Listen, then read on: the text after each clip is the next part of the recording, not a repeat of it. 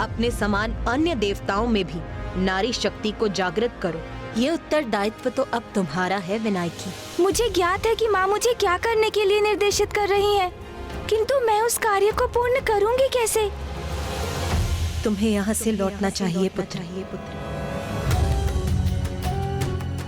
अभी जाना होगा मुझे, अभी तो मेरा मन ही नहीं भरा। किंतु माँ का आदेश है तो उसका पालन तो करना ही होगा। प्रणाम माता।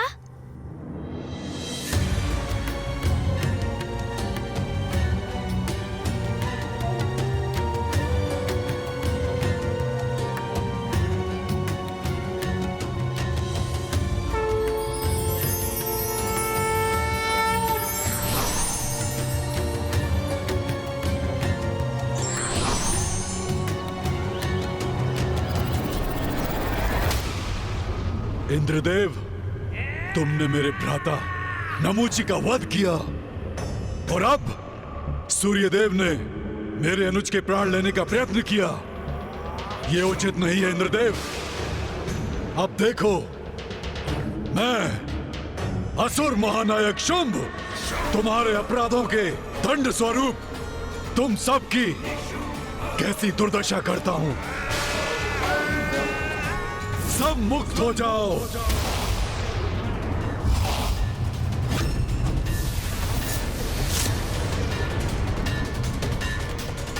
इसने हमें अपने स्तंभन से मुक्त क्यों किया? मैंने तुम्हें मुक्त अवश्य किया है इंद्रदेव, परंतु इससे प्रसन्न होने की कोई आवश्यकता नहीं। यदि मैं तुम सबको स्तंभित करके छोड़ देता तो तुम स्थिर रह जाते, किंतु मैं तुम्हें निरंतर प्रताड़ित कर तुम सबसे अपना प्रतिशोध लूंगा। तुम सबको मैंने मुक्त किया है पुनः बंदी बनाने के लिए।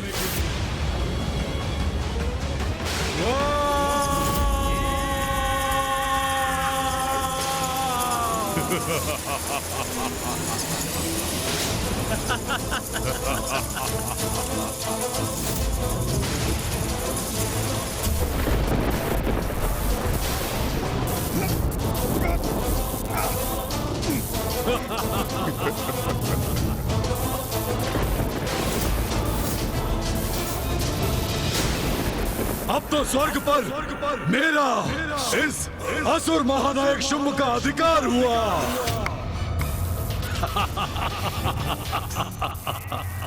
पिछली बार तो प्रथम पूज्य गणेश ने तुम सबकी रक्षा कर दी थी। अब कहाँ है वो? अब तुम्हें मुझसे कौन बचाएगा? इंद्रदेव?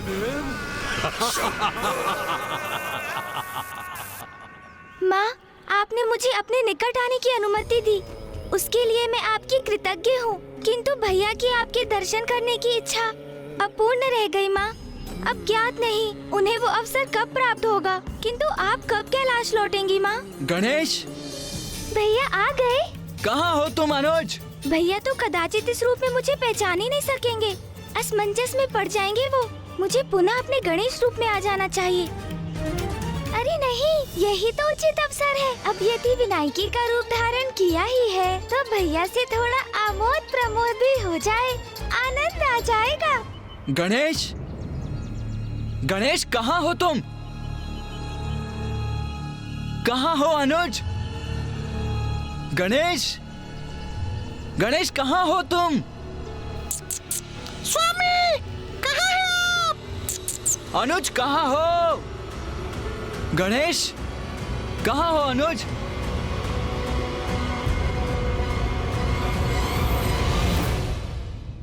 देवी। हाँ जी। क्या आपने? कितना मधुर स्वर है आपका। कौन हो सकती है ये स्त्री? सुनकर मेरा मन तो अति आनंदित हो गया। पुनः कुछ कहिए ना। अकस्मात इस प्रकार आपके समक्ष आने के लिए मैं क्षमा चाहता हूँ, किंतु यहाँ आने का मेरा केवल एक ही प्रयोजन था, अपने भ्राता को ढूंढना। अब वो यहाँ नहीं है तो हम आगे बढ़ते हैं। चलिए मूषक जी, हम आगे ढूंढते हैं। अरे नहीं नहीं नहीं ना, भला ऐसे क्यों जा रहे हैं आप? अकस्मात आने का अपराध किया है आपने, तो अचानक जाने के दोष से तो मुक्त होइए। ऐसे मत जाइए, कुछ बोलिए ना कुछ बोलते रहिए ना। ये क्या कह रही हैं आप? देखिए, मेरे पास इन सब के लिए समय नहीं है। आप जो भी हैं देवी, मैं आपका अपमान नहीं करना चाहता हूँ, इसीलिए। अरे ये क्या हो रहा है आपको? आपका संतुलन क्यों बिगड़ता जा रहा है? स्वयं को संभालिए देवी। कैसे संभालूं अपने आप को? आपके स्वर की मधुरता ने तो पूर्व में ही मेरा मन मोह लिया था, और आपका मुख, आपका रूप देखा तो आहा, उसका तो ऐसा सम्मोहन है कि कोई भी अपना संतुलन खो बैठे। रुकिए कुमार, मेरे हृदय का स्पंदन थोड़ा मंद पड़ जाए, तब तक तो रुक जाइए। कहीं मुझे कुछ हो गया तो फिर क्या करेंगे आप? ओहो, कहाँ फंस गया मैं? अब इस स्त्री से पीछा कैसे छुड़ाऊं मैं? कुछ भी नहीं होगा आपको। वैसे भी आप तो हृष्ट पुष्ट दिखाई दे रही हैं। अच्छा, हृष्ट पुष्ट तो दृष्टि पड़ ही गई, तो क्या मैं आपको भाग गई हूँ? अच्छा ये तो बताइए, आपका विवाह हो गया क्या? नहीं नहीं देवी, ये तो अपना कर्तव्य निभाने में ही व्यस्त रहते हैं। विवाह का समय ही कहाँ है इनके पास? प्रभु अभी तक दिखे ही नहीं। ये तो अत्यंत शुभ समाचार है। आपको ज्ञात है, मेरी जन्म कुंडली के अनुसार विंध्याचल पर्वत पर मेरे द्वारा पुष्प तोड़ते समय अत्यंत सुंदर और तेजस्वी कुमार का आगमन लिखा है, और ये भी कि वो कुमार महादेव और देवी पार्वती के पुत्र होंगे, और उन्हीं कुमार से मेरा विवाह भी होगा। अरे ये तो पीछे ही पड़ गई है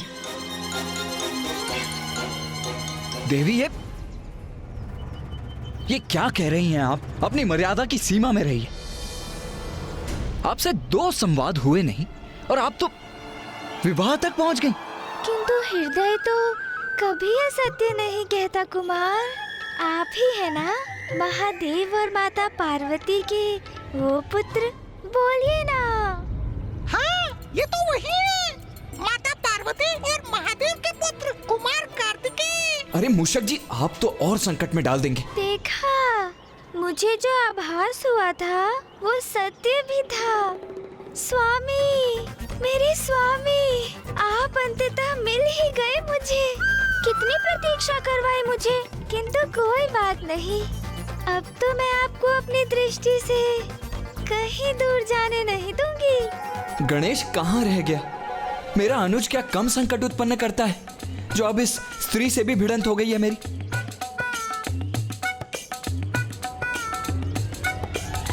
अरे ये कैसा अनर्गल प्रलाप कर रही हैं आप? मैं किसी का स्वामी नहीं हूं और ना ही किसी का स्वामी बनने की कोई इच्छा रखता हूं। नहीं नहीं स्वामी, ऐसा मत कहिए। नियति को कैसे नकार सकते हैं आप? आपको तो मुझसे विवाह करना ही होगा। देखिए तो सही, मैंने तो अपने मन में आपको अपना स्वामी ही मान लिया है। इतने वर्षों से आपको पाने के लिए ही तो यहाँ इस पर्वत पर पुष्प तोड़ने आती रही हूँ मैं। अब तो मेरा मनोरथ भी सिद्ध हो गया। अब मैं आपकी अर्धांगिनी हूँ स्वामी। यहाँ रुककर एक क्षण भी व्यर्थ नहीं करूंगा मैं। चलिए मूषक जी। जी कार्तिकेय जी। भैया, आपको ऐसे नहीं जाने दूंगी मैं। अंततः प्राण छूटे उस स्त्री से किसी प्रकार पीछा छुड़ा के। रक्षा करो, कोई मेरी रक्षा करो, कोई मेरी रक्षा करो। ये तो उसी स्त्री का स्वर है। क्या संकट आया होगा उस पर? मूषक जी, हमें उनकी सहायता करनी चाहिए। चलिए। हाँ, चलिए कार्तिकेय जी। रक्षा करो, कोई मेरी रक्षा करो। इसे देखकर तो ये प्रतीत नहीं होता कि ये किसी संकट में है। फिर ये बचाओ बचाओ की चित्कार क्यों कर रही है? रक्षा करो, क्या हुआ? सहायता की गुहार क्यों लगा रही थी आप? ओह, तो इसका तात्पर्य है आपको मेरी भी चिंता है। इसका अर्थ तो यही है, आपको प्रेम है मुझसे। मुझे ज्ञात था स्वामी, मैं पुकारूंगी तो आप अवश्य आएंगे। किंतु मुझे क्षमा कर दीजिए स्वामी, मैं तो बस अपने इस विश्वास की पुष्टि कर रही थी। किंतु स्वामी, ये तो प्रमाणित हो गया कि आपके हृदय में मेरे लिए स्थान है। मुझे आपसे कोई प्रेम वेम नहीं है। मैं तो आपसे परिचित तक नहीं हूँ। मुझे रिझाने का व्यर्थ प्रयास कर रही हैं आप।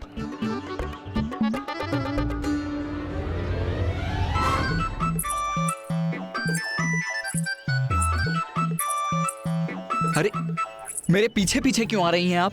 मेरा पीछा करना बंद कीजिए। आपके पीछे ना आऊं तो कहाँ जाऊं स्वामी? अपने स्वामी के पीछे चलना तो मेरा धर्म है ना। अच्छा, मैं एक सुझाव दूं, हम दोनों अभी कैलाश जाकर अपना दाम्पत्य जीवन आरंभ करते हैं। मैं महादेव और माता पार्वती की सर्वगुण संपन्न पुत्र वधू बनूंगी। हाँ, किंतु मेरी भी एक शर्त है। विवाह के उपरांत आपको अपने अनुज को कैलाश से निष्कासित करना होगा। मेरे स्वामी को निष्कासित? अरे, कैसी स्त्री है ये?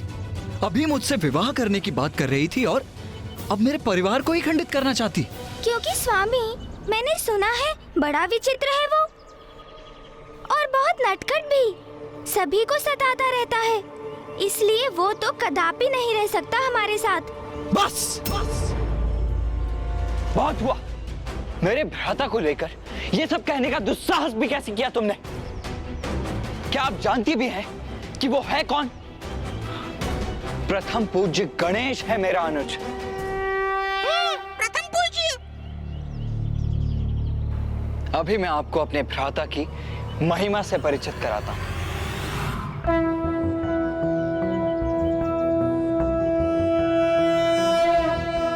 प्रणम्यं शिरसा देव गौरीपुत्रं विनायकं भक्तावासं स्मर नित्यं आयुः कामार्थसिद्धये।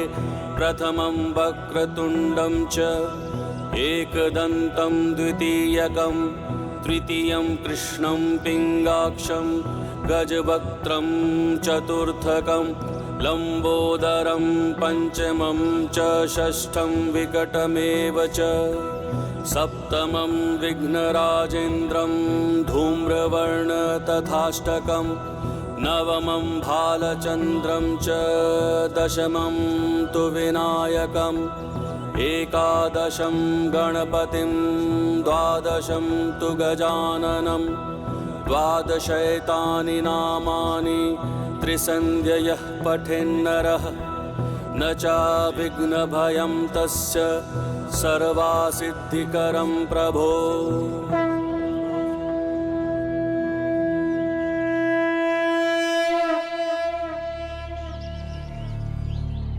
ऐसा है मेरा गणेश और ऐसी है उसकी महानता। उचित है फिर। यदि आप इतना कह ही रहे हैं तो मैं विवाह के उपरांत आपके अनुज को हमारे साथ रहने की अनुमति देती हूँ। किंतु अब विवाह तो कर ले। विवाह? कैसा विवाह? कौन सा विवाह? गणेश, कहाँ हो तुम?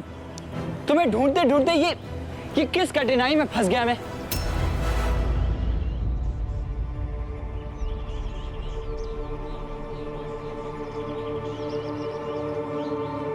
भैया, मेरे भैया।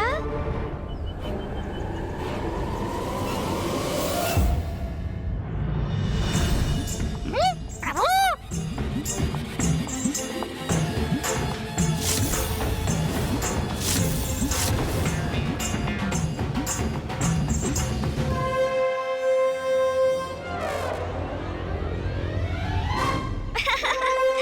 गणेश, तुम इस रूप में?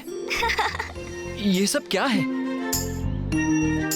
तुम गणेश ही हो ना?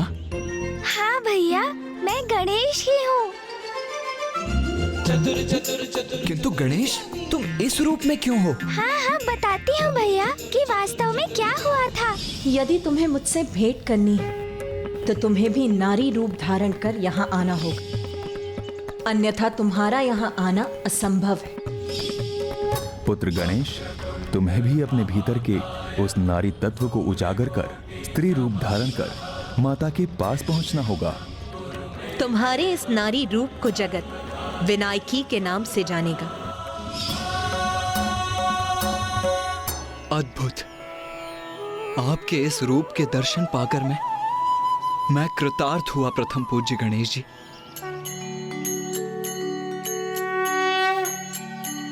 नीलाभा नीलवर्णा च नीललोहित पिंडला गजवक्त्रा महाकाया त्रिनेत्रा मुकुटोज्ज्वला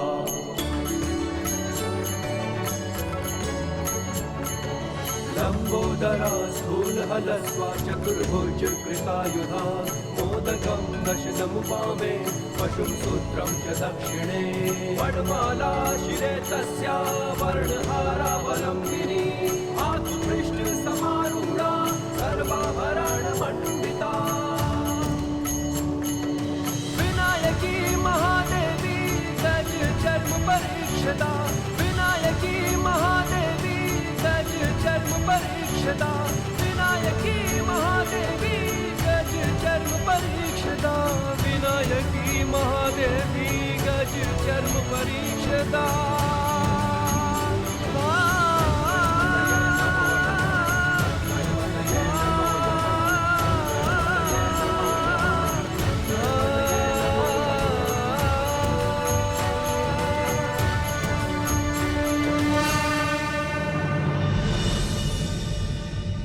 मैं घोषणा करता हूं कि संसार में जो भी गणेश के इस विनायकी रूप के दर्शन करेगा और उसकी पूजा करेगा, उसके सभी मनोरथ पूर्ण होंगे।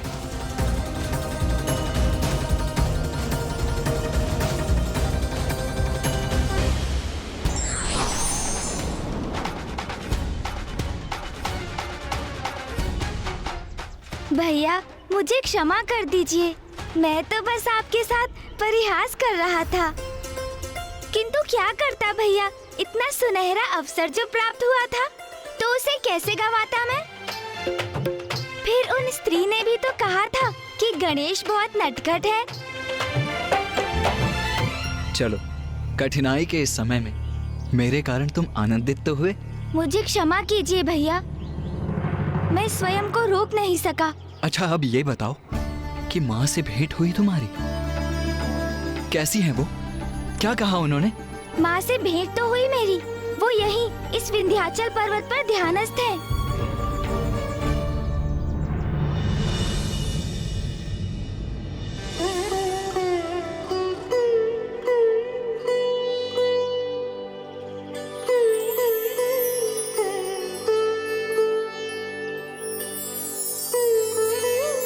प्रणाम माता।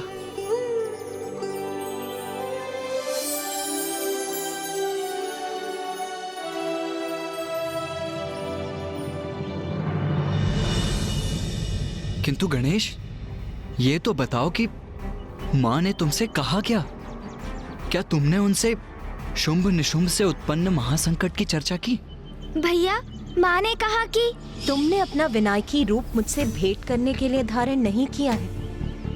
इसके पीछे एक बहुत बड़ा कारण है। अपने समान अन्य देवताओं में भी नारी शक्ति को जागृत करो और शुंभ निशुंभ को मुझ तक आने को विवश करो। माँ ने मुझे जो दायित्व सौंपा है उसे निभाने का आरंभ मैं भैया से ही करता हूँ। भैया थोड़ी प्रतीक्षा कीजिए, शीघ्र आप भी अपने नारी स्वरूप के साक्षात्कार होंगे। उचित है गणेश, किंतु मैं तो अपने इसी रूप में सक्षम हूँ, तो मुझे नारी रूप धारण करने की क्या आवश्यकता है? आवश्यकता है भैया, आवश्यकता है। मैंने भी यही पूछा था माँ से भैया, किंतु उन्होंने मुझे समझाया, जो नारी समस्त संसार को जन्म देती है उस नारीत्व से बड़ी कोई शक्ति नहीं होती। शुंभ निशुंभ का वध करने के लिए ये आवश्यक है। आपको उसका वरदान ज्ञात है ना भैया? उस वरदान को निष्फल करने के लिए हम सभी को अपने भीतर की नारी और उसकी शक्ति को जागृत करना होगा। तभी हम इन असुरों के वध में सहायक बनेंगे।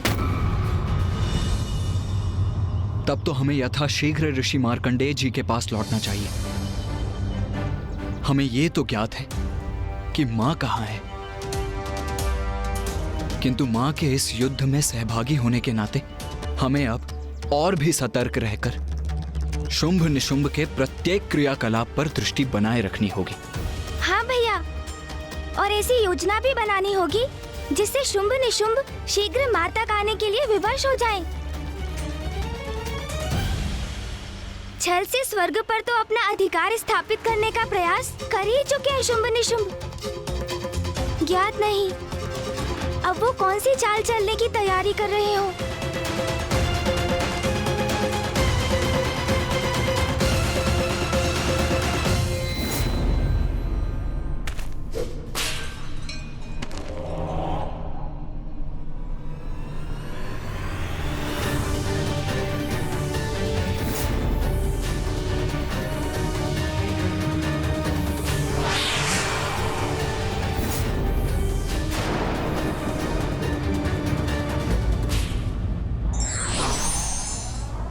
उत्तरदायित्व योग्य व्यक्ति को ही दिया जाता है, किंतु उसका निर्वहन भी उतना ही महत्वपूर्ण होता है।